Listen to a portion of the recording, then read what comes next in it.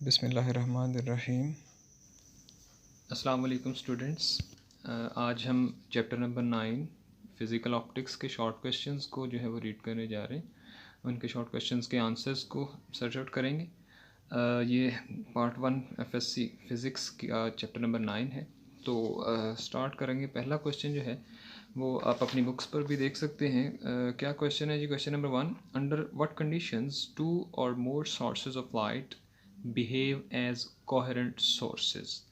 तो क्वेश्चन में आप उसको खुद भी ट्रांसलेट कर सकते हैं इजी वर्डिंग के अंदर। उसको हम कैसे बयान करेंगे कि आपने कौन सी ऐसी कंडीशंस हैं जिनके बारे में बताना है कि जिनके बाद जो सोर्स है, दो या दो से ज़्यादा सोर्सेज ऑफ लाइट हैं जिनसे लाइट प्रोड्यूस हो रही है, तो वो लाइट के जो सोर्सेज हैं वो कोहेरेंट कब होंगे। अब कोहेरेंट सबसे पहला जो वर्ड आ रहा है जी वो है हमारे पास नंबर 1 क्वेश्चन के अंदर ही है। कोहेरेंट क्या है जी? कोहेरेंट, तो आप यहाँ पे देख सकते हैं कि कोहेरेंट सोर्स जो है वो कौन सा सोर्स होगा। तो कोहेरेंट सोर्स जो है वो ऐसे किसी भी सोर्स को हम कोहेरेंट कह सकते हैं कि जिसके अंदर जो लाइट प्रोड्यूस हो रही है उसका अगर ये दो या दो से ज़्यादा हैं तो लाइट के जो सोर्सेज हैं उन दोनों के अंदर जो फेज़ डिफरेंस है वो कांस्टेंट हो या बिल्कुल ही ना हो या फिर कांस्टेंट हो, यानी कि फेज़ डिफरेंस जो है that must be constant. Phase difference must be constant. ये जो है ये कोहेरेंट की आप डेफिनेशन कह सकते हैं। ठीक है जी। तो अब आंसर की तरफ चलते हैं कि आंसर इसका क्या होगा।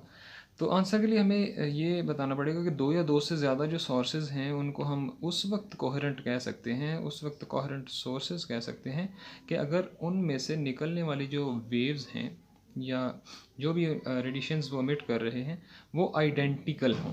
क्या हो जी? कि जो वेव्स एमिट हो रही हैं that must be identical, identical waves. अब आइडेंटिकल वेव्स का क्या मतलब? आइडेंटिकल का वर्ड वैसे आपको मीन पता होगा जी, क्या मतलब होता है इसका? सेम होना। तो आइडेंटिकल वेव्स अब वेव्स की सूरत में है तो आइडेंटिकल कौन सी वेव्स होंगी? ऐसी वेव्स कि जिनकी सेम फ्रीक्वेंसी होगी प्लस दूसरे नंबर पर साथ ही साथ उनकी वेवलेंथ जो है that must also be same और कांस्टेंट। ठीक है जी। तो ये हमारे पास सिंपल सा इस क्वेश्चन का आंसर है कि दो या दो से ज़्यादा, टू और more than two sources are said to be coherent. और कब होते हैं? If they emit identical waves. ठीक है जी। आइडेंटिकल का हम यहाँ पर पढ़ चुके हैं कि सेम फ्रीक्वेंसी हो और सेम ही वेवलेंथ भी होनी चाहिए। ठीक है जी। तो this was the answer of first question. Let's move to the number second question.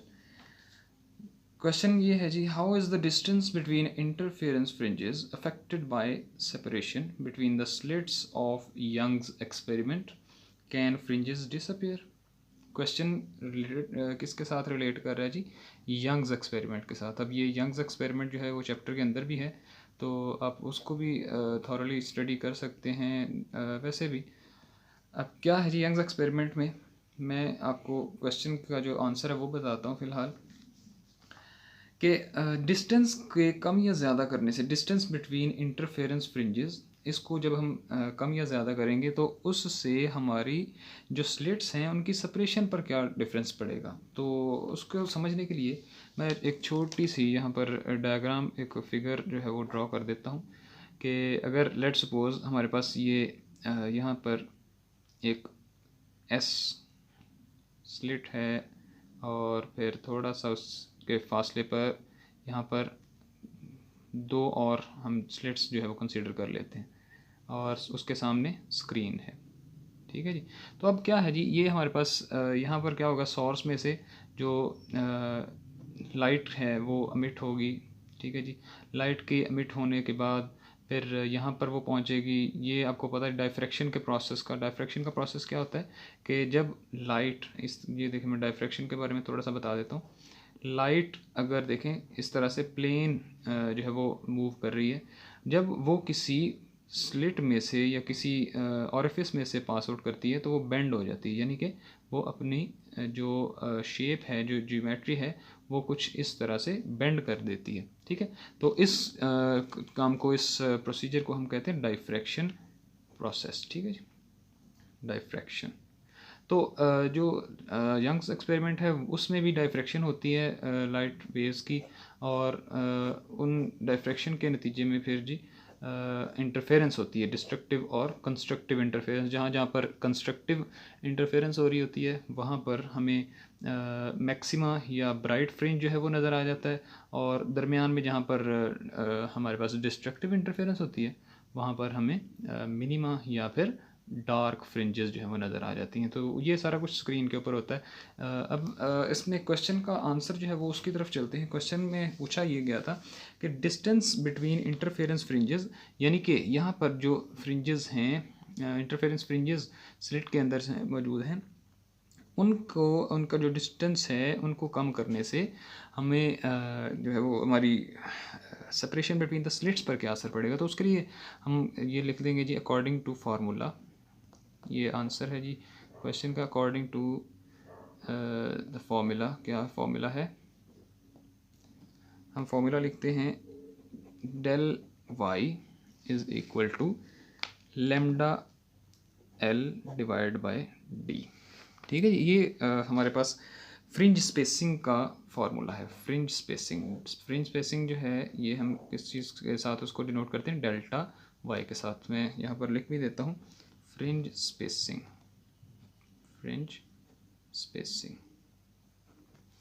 तो अब यहाँ पर से आप देख सकते हैं जी, आपके सामने नज़र आ रहा है कि जो डी है, ठीक है जी, कि हम इस फ्रिंज स्पेसिंग के फार्मूला में से देख सकते हैं कि जैसे जैसे हम डी को, यानी कि डिस्टेंस बिटवीन द स्लिट्स को इंक्रीज़ करेंगे, वैसे वैसे हमारे पास जो फ्रिंज स्पेसिंग है वो डेफिनेटली डिक्रीज़ होती जाएगी। इसको बढ़ाने से ये कम होगी, और जब हम इसको कम करेंगे तो ये फिर डेफिनेटली ज़्यादा हो जाएगी। तो इसका मतलब क्या हुआ कि इस क्वेश्चन का आंसर क्या होगा फिर, कि अगर हम डिस्टेंस बिटवीन इंटरफेरेंस फ्रिंजेस जो है उसको इंक्रीज़ करेंगे तो हमारे पास जो डिफरेंस बिटवीन स्लिट्स है उसके अंदर जो है वो डिक्रीमेंट आ जाएगा, यानी कि एक बढ़ेगी तो दूसरी कम हो जाएगी। ठीक है, अब इसका एक और पहलू भी बनता है इसी क्वेश्चन का आंसर का, वो क्या है जी, अगर हम लेट्स सपोज कि डी को इंक्रीज़ करते जा रहे हैं, अब इतना ज़्यादा इंक्रीज़ कर दिया है कि डी जो है दैट टेंड्स टू इन्फिनिटी, यानी कि बहुत ज़्यादा इंक्रीज़ कर दिया। अगर ऐसा मामला आ जाए तो फिर क्या होगा, हमारा ये फार्मूला ये इस तरह का बन जाएगा जी, del Y is equal to lambda L divide by infinity. तो स्टूडेंट्स आप जानते हैं कि जब किसी भी इक्वेशन में बटे के नीचे इन्फिनिटी आ जाए तो उसका आंसर क्या होता है जी? हाँ जी, हाँ जी, सोचें बताएं ज़रा क्या होता है। उसका आंसर होता है ज़ीरो। ठीक है, तो अगर इसका आंसर ज़ीरो होता है तो इसका मतलब ये होगा कि फ्रिंज स्पेसिंग ज़ीरो है, यानी कि इसमें इस एक्सपेरिमेंट में कोई इंटरफेरेंस नहीं होगी। क्वेश्चन नंबर 3 जो है जी वो उसको देखते हैं। Can visible light produce interference fringes? Explain. Visible light के बारे में पूछ रहा है कि क्या विजिबल लाइट जो है उसके साथ हम इंटरफेरेंस फ्रिंजेस पैदा कर सकते हैं। तो आंसर में हम क्या कहेंगे जी, कि जो विजिबल लाइट है या वाइट लाइट है जिसको हम आम आँख से देख सकते हैं, उसके अंदर 7 कलर्स का, या आप ये कह सकते हैं कि that is the mixture of all 7 visible colours. कोई जो भी कलर्स हमें फंडामेंटल 7 कलर्स होते हैं उनके तमाम की वेवलेंथ्स उसके अंदर मौजूद होती हैं। ठीक है जी, तो अगर हम इस क्वेश्चन का आंसर में ये कहेंगे कि जो विजिबल लाइट है that consist of 7 colours of different wavelengths. अब जो हर कलर होगा उसकी अपनी एक वेवलेंथ होगी, तो जो हर कलर है उसकी अपनी फ्रिंजेस होंगी। तो लेकिन ये होगा इस तरह से कि सातों की सातों डिफरेंट फ्रिंजेस आ जाएंगी, हमें एक कलेक्टिव फ्रिंज जो है वो जो हमें चाहिए वो हमें हासिल नहीं हो सकेगी। ठीक है, तो हम ये कह देंगे कि इससे विजिबल लाइट से जो है वो इंटरफेरेंस फ्रिंजेस बन ज़रूर जाएंगी, लेकिन वो कलेक्टिवली हमें जिस तरह की चाहिए उस तरह की नहीं बनेगी, यानी कि हर कलर जो है वो अपनी अपनी फ्रिंजेस जो है वो बना रहा होगा। ठीक है जी, तो नंबर 4 पे चलते हैं। In the Young's experiment one of the slit is covered with blue filter. अगर एक स्लिट को ब्लू फिल्टर से, जैसे हमने यहाँ पे किया था कि ये 2 स्लिट्स बनाई थी ना, तो इनमें से अगर एक को ब्लू कलर का फिल्टर लगा दिया जाए या कोई पेपर लगा दिया जाए और दूसरे वाले को रेड कलर का लगा दिया जाए, क्वेश्चन के अंदर पूछ रहा है ना, तो अब क्या कहेंगे, what would be the pattern of light intensity on the screen. तो स्क्रीन के ऊपर उसका रिजल्ट क्या आएगा, यानी कि फ्रिंजेस बनेगी, इंटरफेरेंस होगी या क्या होगा, इसका आंसर हम देखते हैं। तो इसमें हम क्या कहेंगे कि due to different wavelengths the interference will not take place. अब कैसे जी, क्वेश्चन नंबर 4 स्लिट्स में हमने ये देखा कि अगर ये जी डबल स्लिट एक्सपेरिमेंट ये दो है, यहाँ पर अगर मैं कह दूँ ये ब्लू कलर का और ये रेड कलर का यहाँ पर फिल्टर लगाया गया, तो अब दोनों की जो देखें वेवलेंथ जो है वो डिफरेंट है। ब्लू की अपनी वेवलेंथ है, रेड की अपनी वेवलेंथ है। अब जब ये दोनों की वेवलेंथ सेम नहीं होगी तो यंग्स एक्सपेरिमेंट के अंदर हमने ये पढ़ा था कि यंग्स एक्सपेरिमेंट ये कहता है कि अगर आपने इंटरफेरेंस लेनी है तो वेवलेंथ्स जो हैं वो एक जैसी होनी चाहिए। अब दोनों की वेवलेंथ्स एक जैसी नहीं है तो इसका मतलब है कि इंटरफेरेंस भी नहीं होगी। ठीक है, तो अगर इंटरफेरेंस नहीं होगी तो फिर स्क्रीन पर हमें क्या नज़र आएगा जी। ठीक है, तो स्क्रीन पर हमें मिक्सचर ऑफ टू कलर्स जो है वो नज़र आएगा। क्या नज़र आएगा जी, मिक्सचर ऑफ टू कलर्स। कौन से टू कलर्स हैं, रेड है और दूसरा ब्लू है। ठीक है जी, तो ये दोनों जो है वो हमें स्क्रीन पर नज़र आ जाएंगे। और एक और बात, इनकी इंटेंसिटी जो है वो भी ऑलमोस्ट एक जैसी ही होगी। ठीक है जी, of same intensity, of same intensity. ये जी क्वेश्चन नंबर 4 का आंसर हो गया। अब चलते हैं, मूव करते हैं नेक्स्ट नंबर क्वेश्चन नंबर 5 की तरफ। Explain whether the Young's experiment is an experiment for studying interference और डायफ्रैक्शन। अब क्वेश्चन एक है, उस एक क्वेश्चन के अंदर उसमें दो बातें पूछनी है कि जो यंग्स एक्सपेरिमेंट है, यंग्स एक्सपेरिमेंट किस काम के लिए किया गया था बेसिकली। तो दो उसने खुद ही आपको गैस बता दी है, आपने सिर्फ एक टिक वाला जो है सही वाला उसको टिक करना है, ऐसे समझ लें।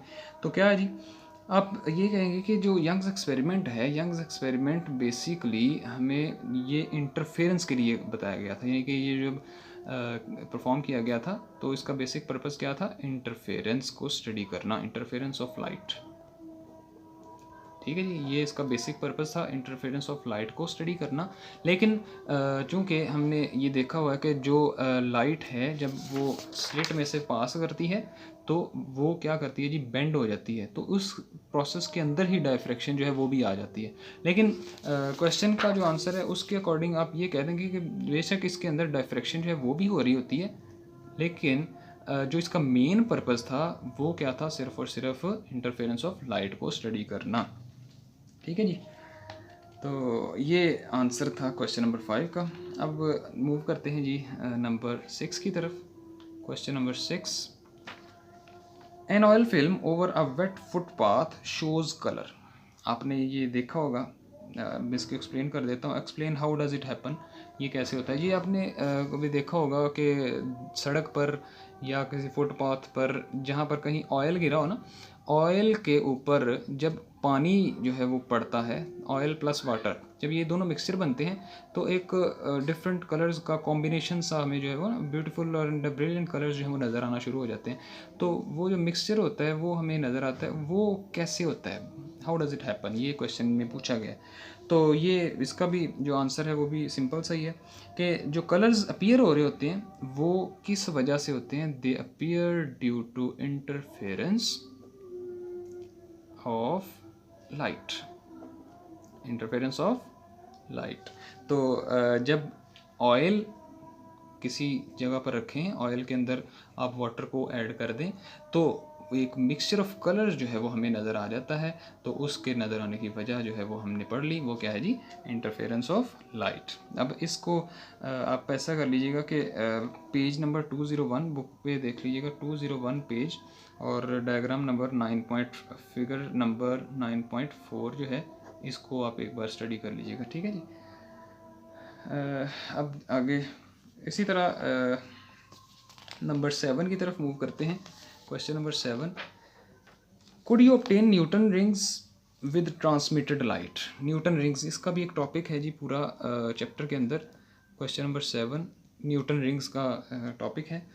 उसने कहा जी, could you obtain Newton rings with transmitted light. Transmitted light, अब ट्रांसमिटेड लाइट का पता होना चाहिए आपको क्या होती है ट्रांसमिट। मुख्तलिफ हमने पढ़ी है, रिफ्लेक्शन, रिफ्रैक्शन और transmission.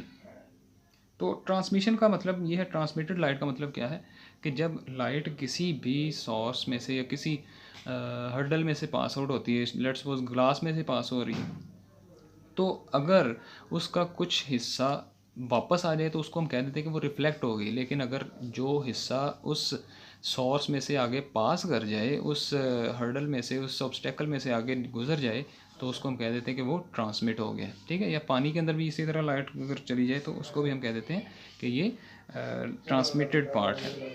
If yes, would the pattern be different from that obtained with reflected one. तो अगर ऐसा हो जाए, if yes, would the pattern be different from the obtained from that obtained with reflected light. Transmitted light से अगर हम Newton rings बना लेंगे तो उसमें और रिफ्लेक्टेड लाइट वाले में फ़र्क क्या होगा। तो ट्रांसमिटेड लाइट में अब देखें, इसमें इसका सबसे पहले तो हम आंसर देंगे कि हाँ ऐसा हो सकता है कि नहीं हो सकता। तो अब ये बताएंगे यस इट इज़ पॉसिबल। हाँ जी, ये पॉसिबल है। क्या पॉसिबल है? It is possible to obtain Newton rings, to obtain Newton rings by, किससे जी? याद करें, मैंने अभी क्वेश्चन में पढ़ा है, to obtain Newton rings by transmitted light. ठीक है जी। तो ये एक क्वेश्चन का आंसर तो हमने दे दिया कि दो क्वेश्चन पूछे ना उसने, तो पहले का आंसर हमने दे दिया कि न्यूटन रिंग्स जो हैं उनको हम ट्रांसमिटेड लाइट से जो है वो ऑब्टेन कर सकते हैं। अब क्या होगा जी इन दिस केस, इस केस के अंदर we will get a central bright fringe instead of dark. यानी कि आप अगर इसमें, मैं एक छोटा सा रेफरेंस आपको देता हूँ जी, page number 202, diagram number 9.6 A and B, A plus B, ये दोनों डायग्राम्स को आपने जो है वो सर्च करना है, देखना है ज़रा। उसमें आपको जो है वो न्यूटन रिंग्स जो है वो बने हुए नज़र आएंगे। आप क्या करें, उसमें देखेंगे जब तो सेंटर में डार्क फ्रिंज होगी, फिर ब्राइट, फिर डार्क, फिर ब्राइट, फिर डार्क एंड सो ऑन। तो इसी को हम जो है वो नाम देते हैं पैटर्न को न्यूटन रिंग्स का। तो अगर हम ये वाला जो न्यूटन रिंग जो बुक के ऊपर बना हुआ है वो किस वाला है जी? वो है जी रिफ्लेक्टेड लाइट वाला, वो रिफ्लेक्टेड लाइट से हासिल होने वाला है। तो अगर आप ट्रांसमिटेड लाइट को इस्तेमाल करें तो ट्रांसमिटेड लाइट में क्या डिफरेंस आएगा कि जो सेंट्रल पॉइंट है, जो सेंट्रल डार्क फ्रिंज है, सेंट्रल डार्क फ्रिंज, वो डार्क फ्रिंज जो है वो रिप्लेस हो जाएगी, चेंज हो जाएगी किसके साथ? ब्राइट फ्रिंज के साथ। ठीक है जी, ये इसका डिफरेंस जो है वो हो जाएगा। दोनों क्वेश्चन के आंसर जो है हमने क्लियर कर लिए हैं, क्वेश्चन नंबर 7 के भी। नेक्स्ट हमारा क्वेश्चन जो है वो है जी number 8। In white light spectrum obtained with diffraction grating, the third order image of wavelength coincide with fourth order image of second wavelength। एक वेवलेंथ जो है उसकी थर्ड ऑर्डर इमेज और दूसरी वेवलेंथ की fourth order image. Calculate the ratio of two wavelengths. अब इसको करना बहुत इजी सा है, बस पढ़ने में थोड़ा मुश्किल नज़र आ रहा था। जब अभी मैं करूँगा तो आपको डेफिनेटली बहुत आसान जो है वो लगेगा। आपने क्या करना है जी, आपने ये वाला फार्मूला जो है वो माइंड के अंदर ले आना है, यूजिंग द फार्मूला। क्या फार्मूला है जी? D sine theta is equal to M lambda, D sine theta is equal to M lambda. अब केसेस जो हैं वो उनको अब देख लें जी। केस क्या है जी? अब फर्स्ट केस, एक केस में ये है कि फर्स्ट वेवलेंथ है और उसकी जो इमेज है वो कितनी है जी? Third order image. यानी कि उसकी इक्वेशन ये बन जाएगी, D sine theta is equal to third order image, क्योंकि ये एम जो है ये ऑर्डर ऑफ इमेज होता है, और वेवलेंथ कितनी है जी? Number 1, wavelength 1। ठीक है जी, आसान सा है।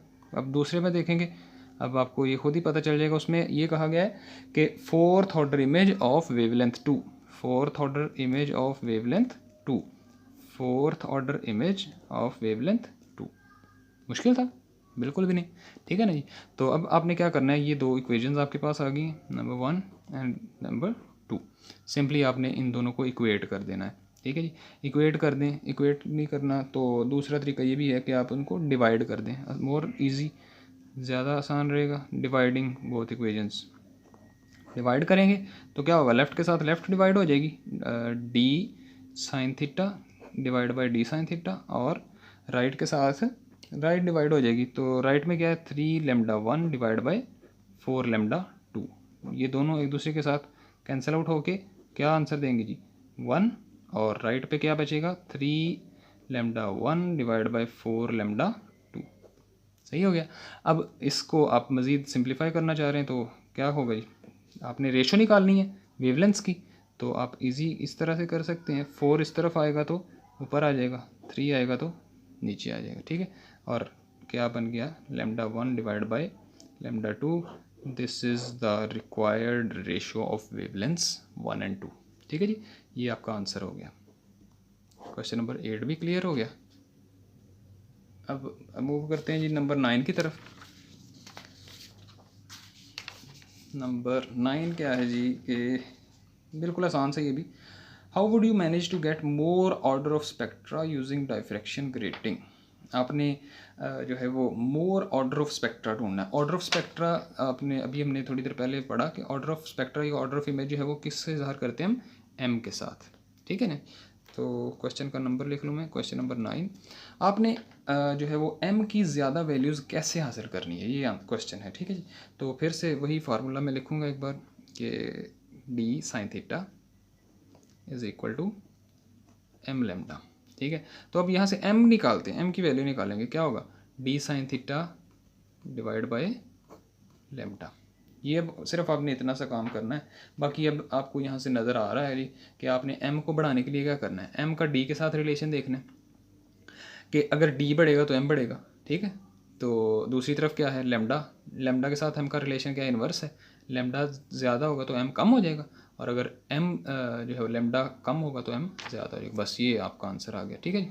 d ज़्यादा तो m ज़्यादा, और दूसरा क्या है वेवलेंथ कम तो m ज़्यादा। तो ये दो कंडीशंस जो हैं ये हमारी इस काम के लिए, how to get more order of spectra using diffraction grating, ठीक है जी।